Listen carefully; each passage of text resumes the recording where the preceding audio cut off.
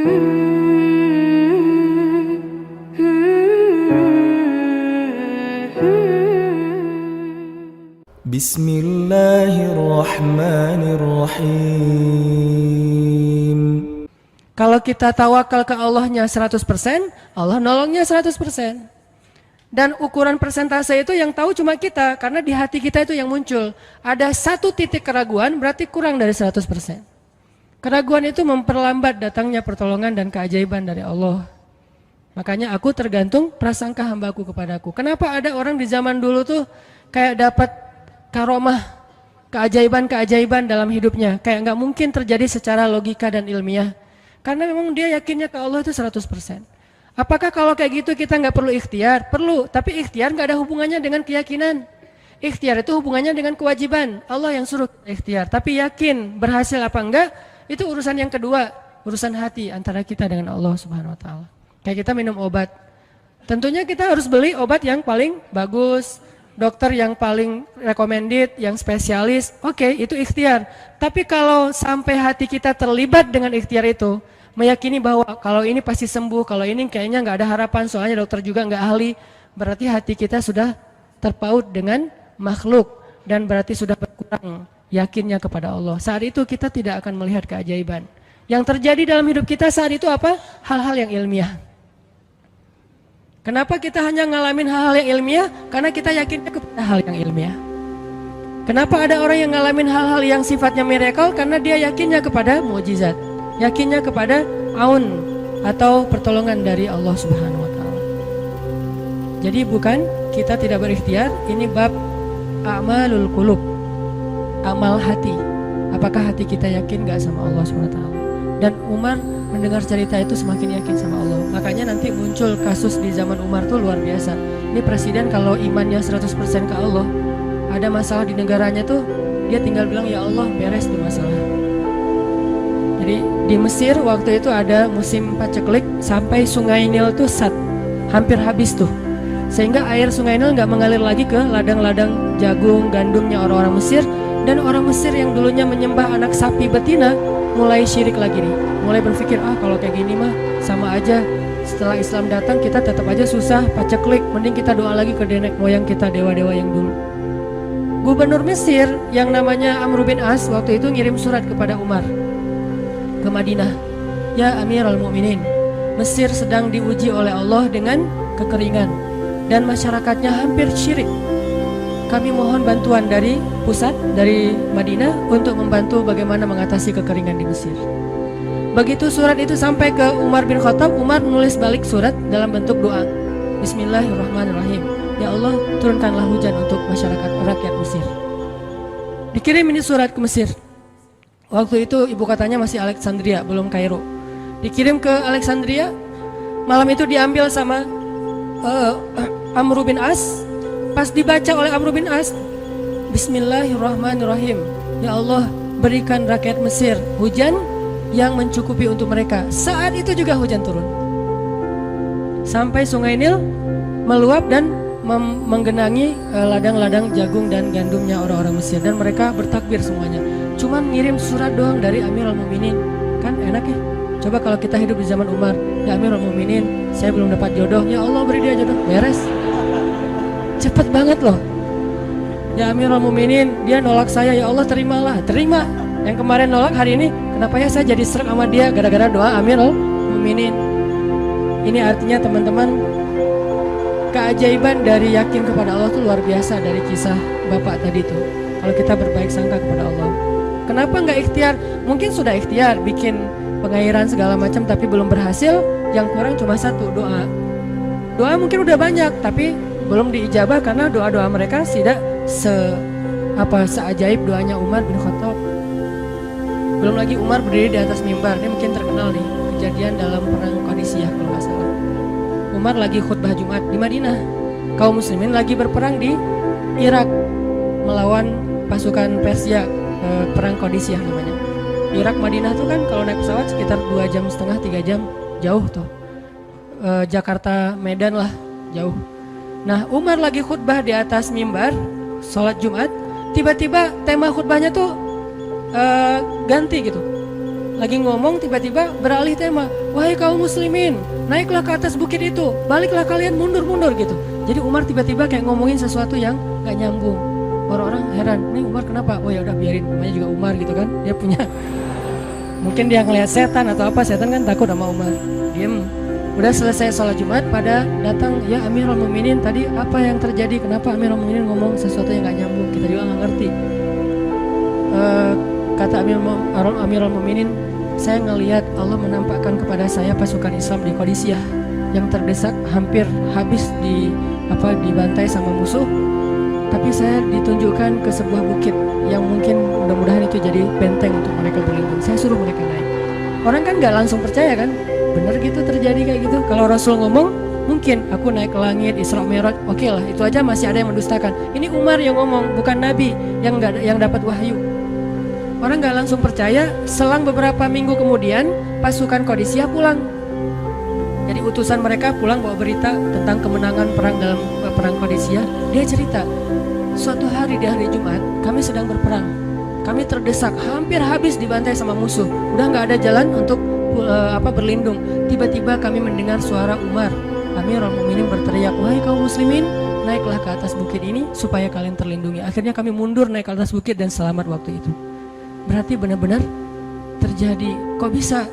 Ya qadarullah. Ini keajaiban iman mereka. Apakah kita bisa ngedapatin pengalaman-pengalaman kayak gini? Bisa, kalau keimanan kita dengan level yang sama. Kalau nggak selevel yang sama pun minimal kita nusatid. Kalau kita tidak bisa sama persis, minimal kita berusaha untuk nuqarib, berusaha untuk pengalaman kita nanti walaupun nggak sama persis, mirip-mirip dengan pengalaman mereka. Lagi-lagi bukan berarti tidak berikhtiar. Ini keajaiban-keajaiban yang terjadi. Dan saya juga baru ngalamin kemarin pas saya di seminggu, nggak kurang dari seminggu yang lalu, saya baru pulang dari laut di Batu Karas. Sini ada teman saya, Agi, mana Agi? Nah ini Agi ya. Ini by the way model iklan. Ada deh pokoknya iklan jodoh maksudnya. Agi ini anak Batu Karas. Agi boleh diceritain? Agi ini anak Batu Karas. Batu Karas itu Jawa Barat, daerah Pangandaran. Dari Bandung kurang lebih 6 jam perjalanan. Kalau lagi ada ombak saya suka ke sana nonton orang main surfing. Nggak main sih, main dikit-dikit tapi nggak jago. Nonton orang main surfing. Ketemu Agi nggak tahu tuh ya. 2 hari sebelum saya datang ke Batu Karas, dia sakit, kayak demam gitu. Mungkin habis diputusin kali ya. Dia demam gitu, nggak enak badan, pengen pulang. Biasanya kalau nggak enak badan cuma dia tinggal di Jakarta, paling juga di kos-kosan. Tapi kali ini pengen pulang ke Batu Karas banget. Aduh, kenapa ya pengen pulang ke Basroh Batu Karas gitu ya. Batu Karas kayak Basroh gitu. Pengen ke Batu Karas. Pas dia pulang, hari saya lagi mau main tuh, dia diajak sama temen dia, ngojek itu apa? Berenang yuk gitu. Berenang yuk, berenang. Dia ikut, padahal lagi nggak enak badan, tapi pengen berenang. Pas lagi di pantai, saya datang ketemu loh, kayak kenal nih, hitam-hitam ektis gitu. Ternyata ketemu saya, Ustadz Hanan ya, ya wah, kenalan. Ustadz saya tuh ketemu Ustadz kemarin di Maruya pas kajian minggu bulan yang lalu. Cuman karena jamaahnya banyak, saya nggak bisa ketemu Ustadz, nggak bisa salaman. Saya waktu itu membatin, ya Allah saya pengen banget ketemu Ustadz Hanan langsung, tapi jangan dalam suasana ta'lim yang ramai, langsung berdua. Mudah-mudahan terkabulkan. Akhirnya Agi banyak istighfar sebulan istighfar. Akhirnya terjadilah yang tadi itu, dia nggak enak badan. Saya juga tiba-tiba ujug-ujug, kenapa ya saya pengen ke Batu Karas, kenapa ya pengen ke Batu Karas, ternyata di sana ada ombak. Kan ada Agi. Ketemu aja di Batu Karas. Itu cara Allah menskenariokan, dan itu terbukti banget loh. Istighfar bukan karena saya orang soleh, dan kita bisa istighfarin siapa aja. Saya pengen ketemu ini, saya pengen, dan itu ajaib. Kalau misalnya nggak ketemu pun di dunia, insya Allah ketemu dengan orang soleh itu nanti di akhir. Apa ruginya beristighfar dan berdoa? Nggak ada ruginya kan? Ya Allah, saya pengen banget ketemu dengan, misalnya sebutlah ulama yang paling kita ngefans di dunia, siapa gitu, dengan Imam Sudais, Imam Masjidil Haram. Pengen banget jabat tangan sama Imam Masjidil Haram yang imamin umat Islam seluruh dunia gitu. Tapi kan nggak mungkin. Kita umroh, kita haji juga nggak bisa ketemu dengan Imam Sudais. Kita berdiri paling depan ya, di dekat dengan Hajar Aswad. Begitu mau sholat diusir tuh. begitu selesai salam langsung dipagar betis sama askar-askarnya. Susah ketemu beliau tuh, ajaib banget kalau bisa ketemu. Tapi kan nggak ada salahnya beristighfar kan? Astagfirullah, astagfirullah, ya Allah, Sudais, astagfirullah, astagfirullah, Sudais, astagfirullah. Terus aja gitu. Pengen ketemu Sudais. Tiba-tiba bisa aja Sudais datang ke Indonesia, ada seminar apa, mungkin bisa ketemu yang paling logisnya. Atau kalaupun nggak ketemu di dunia, tiba-tiba bangkit dari kubur di sebelah kita. Siapa? Kan kamu sering manggil saya dulu, siapa? Sudais. Sudais yang mana ya?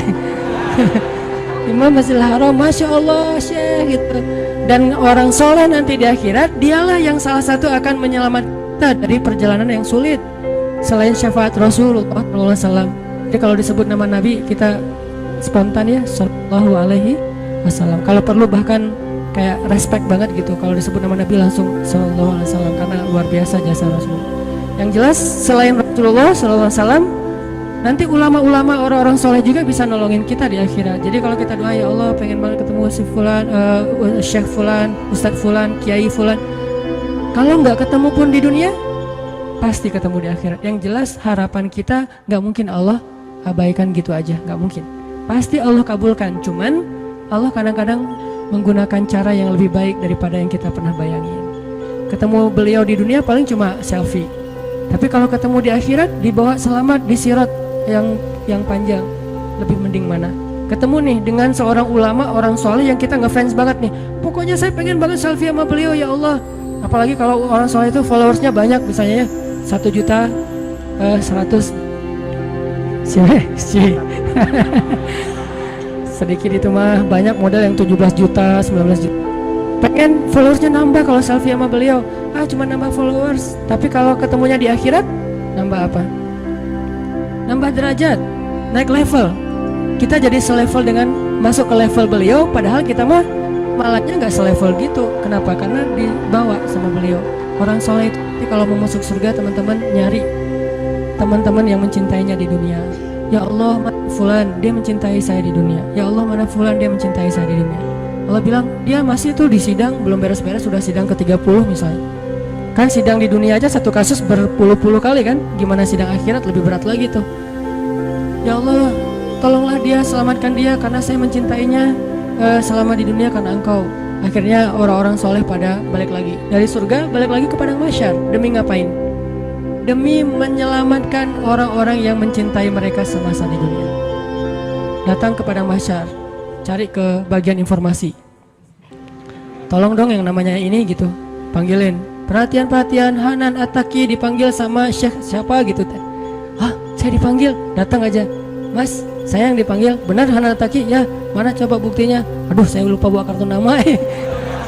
KTP misalnya. Nah, pasti tahu lah ya malaikat sama kita. Udah, masuk aja. Tuh ada yang nungguin di business lounge gitu. Jadi ada VIP lounge-nya gitu kan. Oh, saya boleh masuk VIP lounge-nya, masuk ke VIP lounge. Udah sampai di sana udah ada makanan segala macam, mereka lagi duduk. Kayak asa kenal nih, siapa ya? Dekat Hanan ya? Ya, wah kita sering ketemu dalam doa. Wah, akhirnya pelukan. Ada apa Syekh? Yuk ikut saya ke surga, kan enak banget kan? Terus sidang saya gimana? Udah beres, diberes sama teman-teman saya saya banyak banget teman di dalam gitu. Saya banyak. Beres kan? Di dunia aja bisa gitu, masa di akhirat gak bisa? Tapi dengan seizin Allah dan Allah ridho dengan kebaikan-kebaikan itu. Jadi nggak ada sia-sianya juga kita. Kan dulu saya pernah cerita yang Imam Ahmad bin Hambal kan yang pengen banget ke Basrah, dan itu ternyata terjadi juga sama Agi. Dan terjadi juga sama salah seorang driver ojek online di Bandung. Baru 2 bulan yang lalu kejadiannya. Saya lagi datang ke markasnya Pemuda Hijrah, kita sering ada kayak rapat gitu di kantor. Markas kita namanya Masjid Al-Latif di dekat Gedung Sate. Datang dari pagi rapat sampai sore. Dan saya pakai baju main biasa, bukan pakai baju taklim. Sebetulnya sama aja sih. Nah, waktu itu sholat zuhur di Masjid Al-Latif, saya ngimamin sama asar. Habis asar pulang, karena nggak nyetir sendiri, saya pakai online. Saya order nih, pakai ojek. Ada yang ngambil, drivernya ngambil, datang jemput pulang. Kemana? Ke Cimahi, pulang. Di tengah jalan dia nanya, Mas sering sholat di Masjid Al-Latif itu ya? Saya bilang, ya lumayan. Saya bilang, iya itu masjid rame banget, anak-anak muda pada numplak di situ taklim. siapa sih itu ada imam muda bagus suaranya gitu. Ntar jangan GR dulu. Muzammil, oh iya Muzammil, ya bagus loh.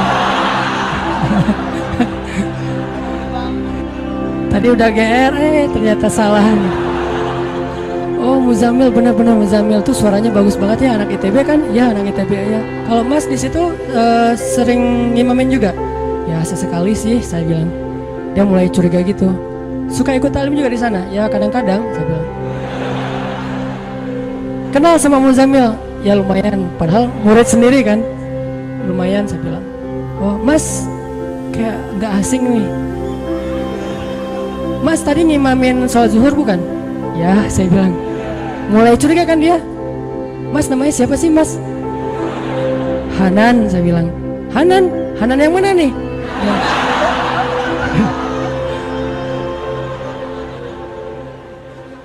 Saya bilang Hanan Taki. Wah langsung oleng deh mah.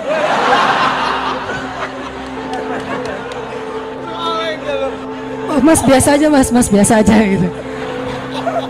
Ini benar Ustaz Hanan Taki, benar. Masya Allah, ya Allah, udah gitu kayak terharu gitu, heboh, semua orang pada ngelihat lampu merah lah gitu ya, pada ngelihat semuanya. Saya langsung pakai masker, gitu.